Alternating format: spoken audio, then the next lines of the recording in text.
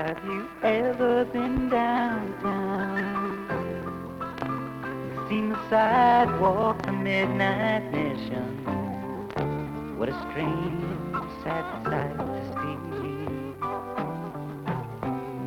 Hard luck melted on their faces, while wine-soaked words flow easily.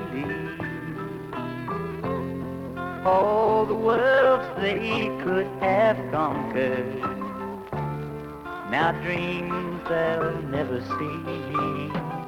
And it's a fine, fine line from the top of the world to the bottom of the bottle,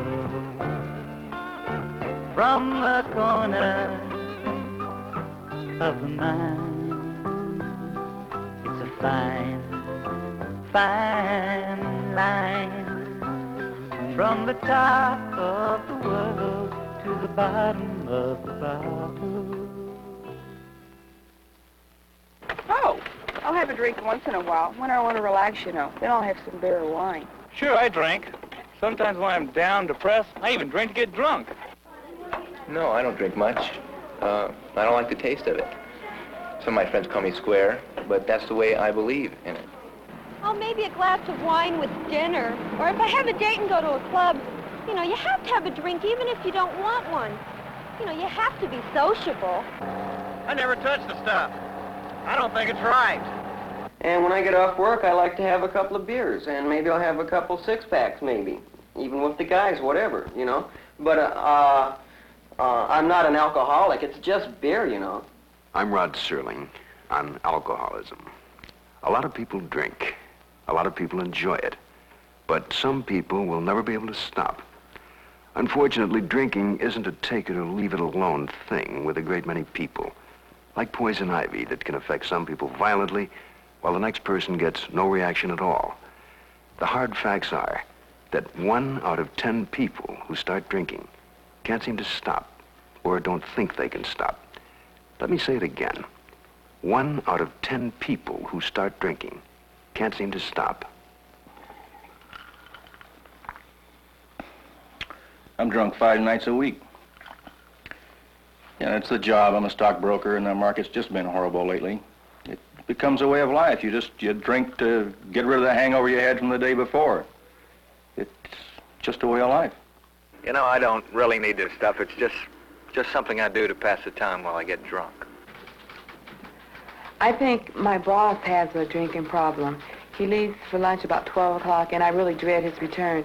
He comes back really loaded and paws all over me. I have to make excuses for him all the time, cancel meetings, and he would never admit it. He really wouldn't. And the whole office, everybody knows about it, and everybody talks about it. And we've lost a lot of money, you know, through the company because of his problem. Yes, I've got a drinking problem, and it's hell to live with. Every time I try to quit, I just end up drinking as much or more than the last time. What are you going to do? This man is a typical alcoholic. His problem is very severe. It's crippled him and virtually ruined his life. I've tried everything I've known how to do to help him. I've treated many people like this in my years in psychiatric practice. His family's tried to help him, and so far everything is just getting worse. This happens with many of the people, probably most of them. Medical science hasn't really come up with the answers for these people. Most of them end up in institutions, killing themselves. A few of them are able to find some kind of help, AA or something like that, but we don't have a record to be proud of with them. It's a very bleak picture. What we have to concern ourselves with is first the problem of the alcoholic and alcoholism. This is a medical problem. It's a disease. It has to be treated by professional people. It has to be diagnosed by professional people. I'm Dr. Nicholas J. Corey, a doctor of internal medicine and chairman of the County Medical Association's Committee on Alcoholism and Substance Abuse. These people who can't stop drinking add up to over 9 Americans. Whether they'll admit it to themselves or not, these people have a serious problem. They're alcoholics. Now, alcoholism isn't a dirty word anymore, not today. And you don't have to be a Skid Row bum or in a sanatorium. They represent only a small percentage. But the majority of these other people are well-meaning, hard-working people who unfortunately can't control their drinking, no matter how hard they try. Doctors, teachers, lawyers, students, teenagers, presidents of companies, military people, women, whites, blacks, Chicanos, rich and poor. Yeah, I'm a successful attorney now. But I started drinking when I was a teenager. And it kept up through college. And it kept up through law school. And it kept up even while I was running my practice. You know, a 2-martini lunch turns into a 4-martini lunch, and then that turns into no work the next day because you can't go to court when you're drunk. One night I left home for a party. I had had a couple of drinks to get ready for it, and I wound up out at the beach. And that was 27 miles from where I started to go in the first place. I don't know how I got there. I'm an alcoholic. Well, I know a man who's the president of a big company on the West Coast, and he has a bad problem with drink, and I would say he's an alcoholic. And the people that work around him know he has this problem, but he doesn't realize they know it. Yes, I have. My son is in the Army out here. He's had an alcoholic problem for over 10 years. He won't admit it, but everyone else knows about it. Alcoholic? My grandfather drank, and my father drank. I'm almost 50 years old, and I've been drinking all my life. And do I look like an alcoholic? The ladies don't think I do. I keep excusing myself from class to go to the ladies' room, but I hide a bottle in the bathroom. I'm the most going-to-the-bathroom girl in school. I got a refrigerator in our garage behind the house and got some booze in it, and all I do is just, I get a thermos and I put some milk in it and some scotch in it, shake it up, bring it to school. Nobody knows the difference that way. I got it made. I had a guy in my battery who had a real drinking problem. I tried to work with him. The battery commander tried to work with him. His wife tried to work with him. And he himself really tried to work with it, but he couldn't do it. And one night, he just decided to do some heavy drinking, and he drank himself into a stupor, and he passed out, and he vomited, and died in his sleep. Our government and the medical profession have now realized that those people who can't stop drinking are addicted. They have an insidious illness, a disease called alcoholism. When we understand it as a disease, it's easier for all of us to handle, even for the people with the disease. It was only a few decades ago that when a person had symptoms of epilepsy, for example, they thought he was possessed with devils and they committed him to an insane asylum. There he was forgotten, to die in his agony. Today, many alcoholics find themselves drowning in the same living hell. Their teachers, bosses, family, and friends rejecting them. And they end up hating themselves. Alcoholism, when it hits its victims, hits them from all sides. I've been in a couple of accidents with my kids, and I keep thinking that'll stop me, but it doesn't. I keep driving in blackouts. I don't know where I am or where I'm going. I've lost my license. I lost my license for a year because I hit a woman with 6 kids in her car and gave a false name. I was in an accident with my daughter. She lost her eye. And I drove around with the blood on the seats for a long time to remind me to be careful. But that didn't help either. He pushes my mother around, and sometimes he hits her. And when she's cooking, and he's drunk, and he just, my mother just tries to hit him, and he takes the pan with she ever's cooking or anything, and she hits him over the head or something, and that's when the whole fight begins. And like my sisters and brothers, and we just stopped the whole fight, you know. Kick our father out of the house, and he won't come back for about 2 days, and then he says that he's really sorry, you know. I'm 28 years old, and I guess it's obvious I have a problem.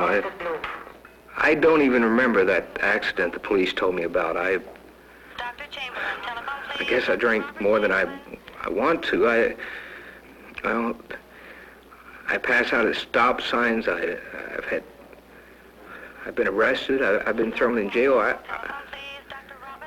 don't know what to do. I don't know where to go. I don't have a church. I don't even want any part of that. somebody told me about AA. I don't know whether I really have a problem. I came from a family of alcoholics. My father died when I was 7 from cirrhosis of the liver. And I can remember when my older sisters would find some of my mother's booze when she started drinking afterwards, and they would pour it down the drain. And it just kind of tore me up to see that, well, just everyone around me was drinking. One of my uncles he was a Skid Row bum. And seeing stuff like that when you're little, when you grow up, you just swear that you never want to take a drink as long as you live. It really shakes you up when you're a kid. I'm tired of getting into trouble all the time. Times now, I'm worried about the money. It's going to cost me more to get out of it, especially because I promised to stop. And I just gotten out of jail in a court hassle, and that was only a week ago. The third night, I stopped for a drink and kept on going. I didn't get out of there about 2:30 in the morning. But I thought I could control it. His drinking is really ruining our marriage now. I've tried everything. I don't know if I can keep on going on like this day after day and week after week, and it doesn't get any better. And he's not good with our daughter anymore, and I worry about her. And I don't know what's going to happen to him. And I love him, and I know he loves me. But I can't help him. I can't do anything for him at this point. There are many similar feelings that people who drink too much have in common in the great majority of cases. Whether it's real or not, there is a secret sense of feeling inadequate, an uneasy feeling of being different than other people, but having an intense desire to be like them. So the only escape from these feelings is to use alcohol. These are problems that are deep-rooted and hard to get at. But if you couple these feelings with drugs or alcohol, you've got a tough nut that's hard to undo. The hardest part for most of us is to be able to tell ourselves when we've got a problem, especially a drinking problem. Who is insightful enough to admit he's an alcoholic? It's not easy. Most drinkers think someone else has the problem, but not them. It's not easy to admit you're powerless to manage your problem, or that down deep you're really crying out for help. Could you become an alcoholic? If alcoholism is a disease, then what's really important is to first be able to know the symptoms. And there are some well-established symptoms, like appendicitis, cancer, or a broken leg. Would you ignore any of those symptoms? Probably not. Once you recognize them, you'd try to get help and fast. What are the symptoms of alcoholism? Here are some questions you might ask yourself. Do you lose time from work or school due to drinking? No, man, never. Just can't afford to. Yes, a couple of times. Actually, I was just too hungover to go to work. I only missed maybe about 3 or 4 days on account of it, but other people have too. No, I don't. No. Maybe a few times. Is drinking making your home life unhappy? No, I don't drink that much, and my parents don't really know about it. No. It has in the past. Yes, I've had a couple of problems. No, absolutely not. My parents get uptight about it because they don't want me to drink. Well, my mom and dad don't know. Do you drink because you're shy? Once in a while, if I'm around new people, I have a drink or two. Never. Sometimes. Maybe there's some truth in that. Yeah? Have you ever felt guilty after drinking? Well, sometimes I feel a little guilty or worry if I can't remember what I might have done. Oh, yeah. Drinking makes me feel sick. If I've made a fool of myself, I do, but not very often. Hell, I don't feel guilty about anything. Have you gotten into financial difficulties as a result of drinking? Only with my car insurance. First they raised it and then they canceled it. No. No? Occasionally, yeah. No, I haven't. No, man. Does your drinking make you careless of your family or friends' welfare? Yes. You lose control. I guess the answer is yes. No, I don't think so. I smashed up my dad's car once. Well, I was drunk. Do you crave a drink at a definite time daily? Yes, on my way home after work. No, never. No. No. Yeah, I guess so. Anytime I'll get it, man, I can drink it. Do you want to drink the next morning? No. Only on weekends. Only on weekends. No. Yeah, but I can't because I have to go to work. Is drinking jeopardizing your job, school, or business? I don't think so. I've only been called once in school. No. Not at all. Who cares? I can get another job. I've done it before. Do you drink to escape from worries or troubles? Occasionally I do. I usually drink when I'm depressed. When it gets tough, certainly. Do you ever drink alone? Yeah, I drink alone and with others. No. Certainly, I think most people do. No. Oh, in my room sometimes when I watch television and listen to radio. You know, but I'm not an alcoholic. Have you ever had a lapse of memory from drinking? I can't remember. One time I woke up in a hotel room in the morning. I didn't know how I got there. Yeah, sure. I couldn't remember, but when I looked in the mirror, I just knew I had been somewhere. Yeah, a few times. Has a doctor ever treated you for drinking? One time I went just to talk to a doctor to find out what was going on, and I never went back. No. No. No. I've never been treated for drinking, no. Do you drink to build up your self-confidence? I don't have any anyways. I think that's why I do drink. I'd say no. Maybe once in a while. Yeah, I guess that's the main reason I do drink. Have you ever been to jail, a hospital, or institution on account of drinking? No, never. No. Yes, jail. Never. No. No, man. Thank God, never. These questions all are expressing a problem due to drinking, whether it's a blackout where you don't remember what you did, whether it's a hangover where you fail to meet the responsibility of your work every day, whether it's the child who didn't go to school, who missed his classes, who flunked an exam, whether it's the driver who crashed his car or hit somebody else, whether it's somebody who inadvertently started a fire in a mattress and burned a building down with deaths of other innocent people. These aren't funny. And yet when they answer these questions, look around you and see how many laugh. Anybody who drinks, anybody who has ever taken a drink, may answer a qualified yes to one or more of these questions, depending on how honest he is. But the important thing is, these are the problems associated with drinking. How would you answer those questions? Let's go over them one more time, just for you. Here they are, and mentally keep score. Level with yourself now. It's your life. Ready? Do you lose time from work or school due to drinking? Is drinking making your home life unhappy? Do you drink because you're shy? Have you ever felt remorse after drinking? Have you gotten into financial difficulty because of your drinking? Does your drinking make you careless of your family or friends' welfare? Do you crave a drink at a definite time daily? Do you want to drink the next morning? Is drinking jeopardizing your job, school, or business? Do you drink to escape from worries or troubles? Do you drink alone? Have you ever had a loss of memory from drinking? Has a doctor ever treated you for drinking? Do you drink to build self-confidence?